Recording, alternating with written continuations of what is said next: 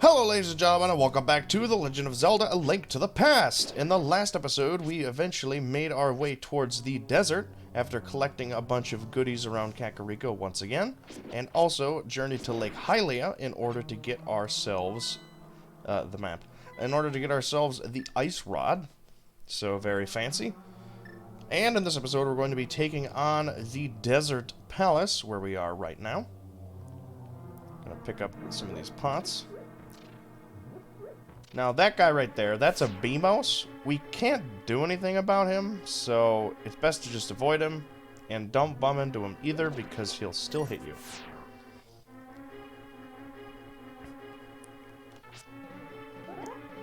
I forgot these guys attack multiple times. I don't know what these guys are actually called, if they're just some kind of ant creature, but I usually just bait a spin attack and then hit them with that. Makes it a little bit easier. Oh. Funny enough, it actually canceled my animation, but I still hit them. Anyways, these levers come in different colors. Depending on the color, depends on how fast they end up going. So like those purple levers are going to go slightly faster than the normal ones.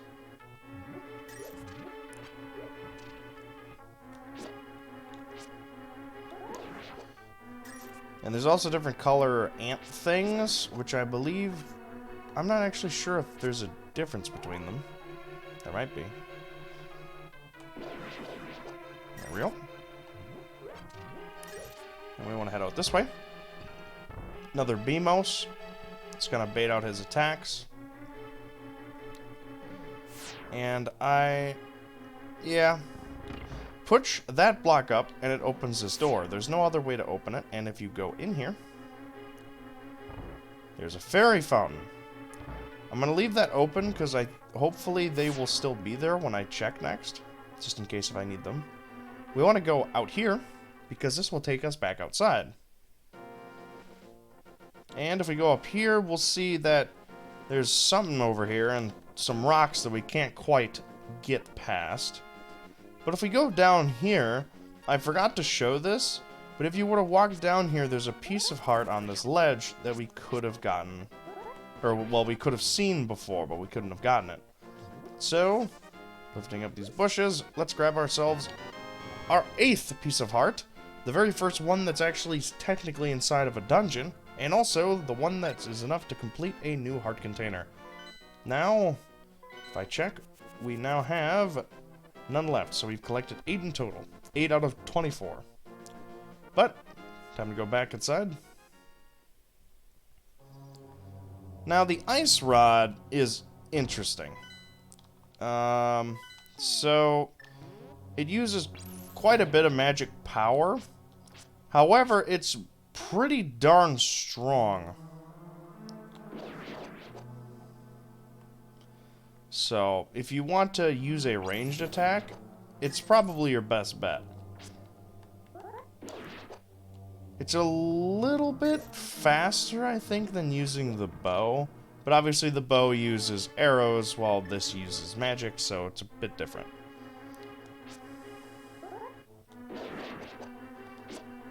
Alright. And let's head this way. Another Beamos. I believe the... switch is under this one? Yep. Alright. And here's the big chest, which we can't open yet.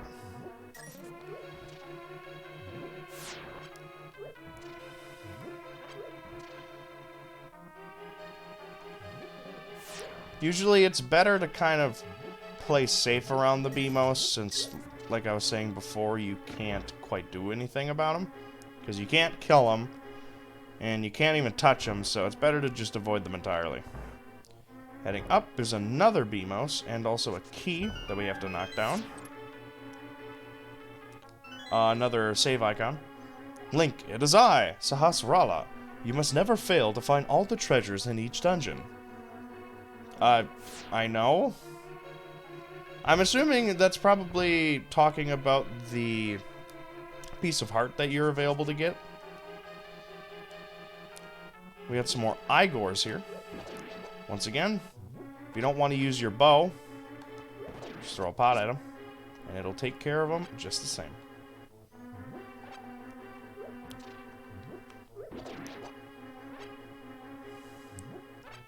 You'll see these two braziers over here. Oh, never mind. Ignore the braziers. I forgot that there's a switch to open this, and you don't have to use the braziers. You got the map. That will allow us to see the dungeon layout and see that there are 3 floors, counting the basement, which is technically the first floor. So, we want to continue on by going this way.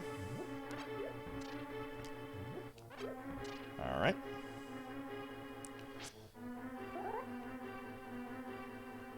Take care of this ant. I just want to go down here and show that this just connects down to that same room that we entered in.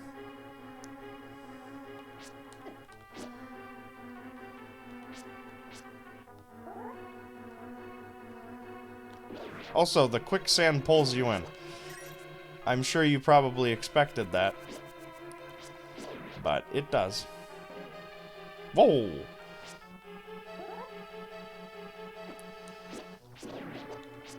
I believe it takes 2 hits to hit those defeat those ants.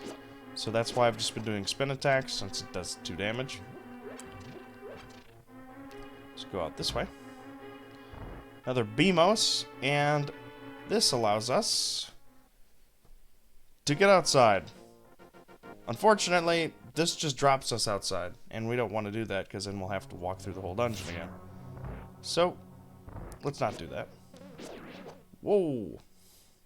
And let's go through here, since we have a key. More Beamos and these guys, which I still don't remember the name of. Opening this chest allows us to get the compass. Heading into the next room. We can see that the boss is on the 2nd floor at the end of the dungeon.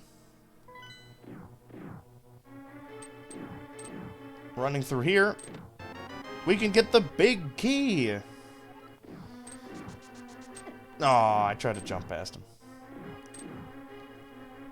Now we've got the big key. We now want to head to the chest, which we obviously saw before. Which is back this way. Right? I can just cut right across. Yeah.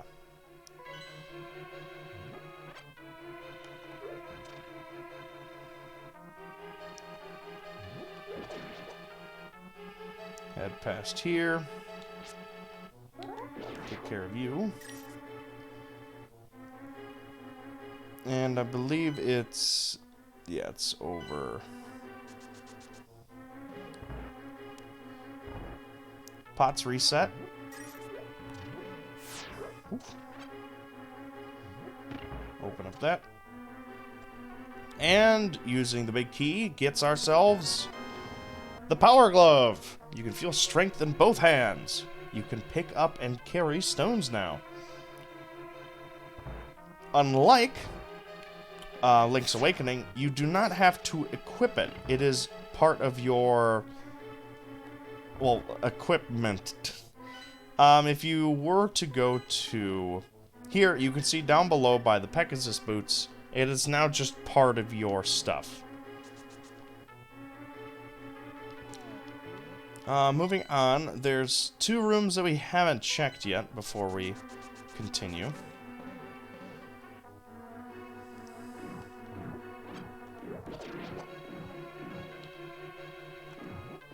I believe it's just this one and then the one above it, right? Yeah. Heading up.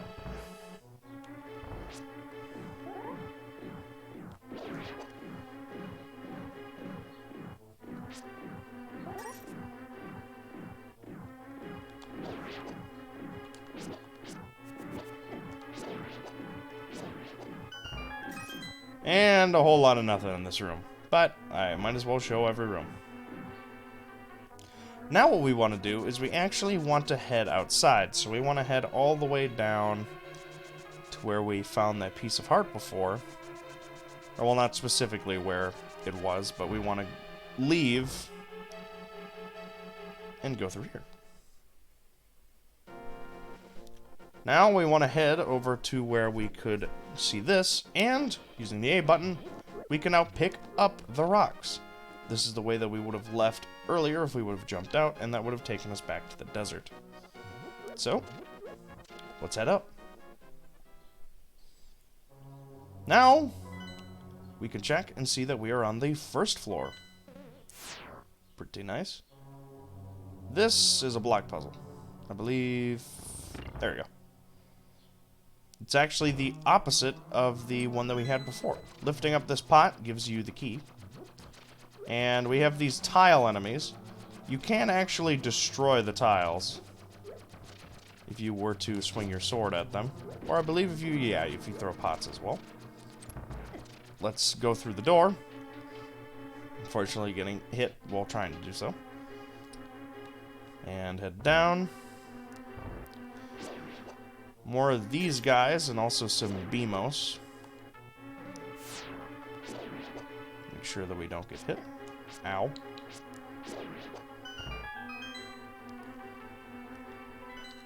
And now, as you can see, we're on the second floor, so we're closing in on the boss now. More braziers.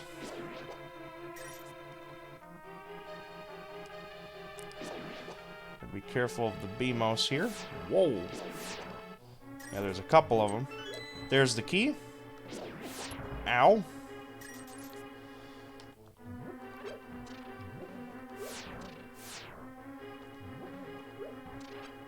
I just wanted to grab the heart.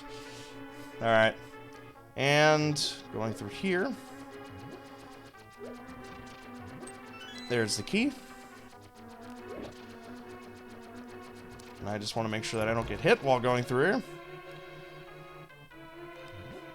Next up is a red Igor. Remember that only the bow works on him. 2 shots will do him in. And I believe we have to light the sconces, right? Yeah. There we go. The wall magically moves back. Don't know how, but it reveals the boss door. Which is good. Alright. And now... those are all the rooms. Let's go.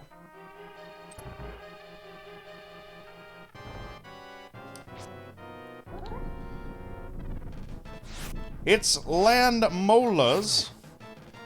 You gotta be careful. Every time they leave the ground, they cause a what is it?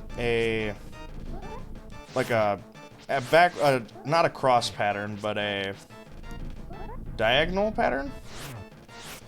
So basically, what you want to do, you want to make sure that you're hitting their heads. So watch where they're leaving, and then try and be able to hit them.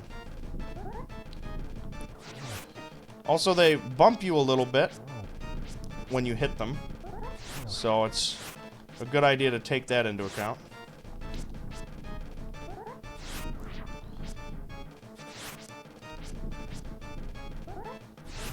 There you go.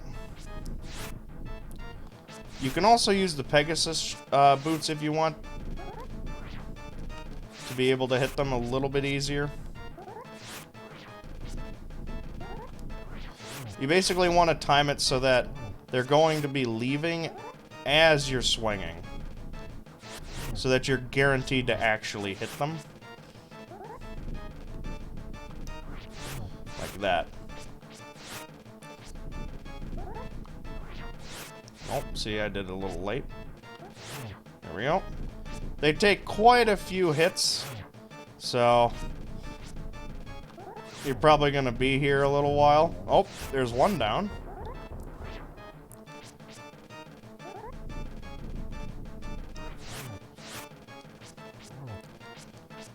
Come on. Oh, 2 for 1? Oh, I only hit one of them.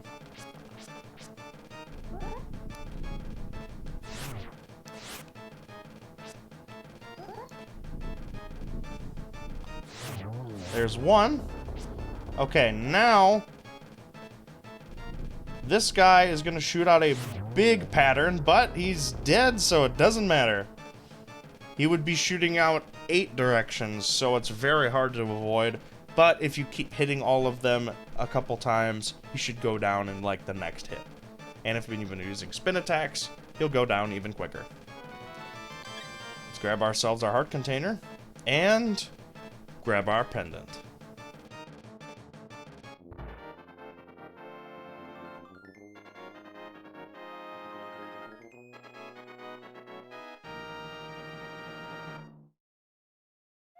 You won the Pendant of Power. Your goal to finding 3 pendants is in sight. Go for the last one.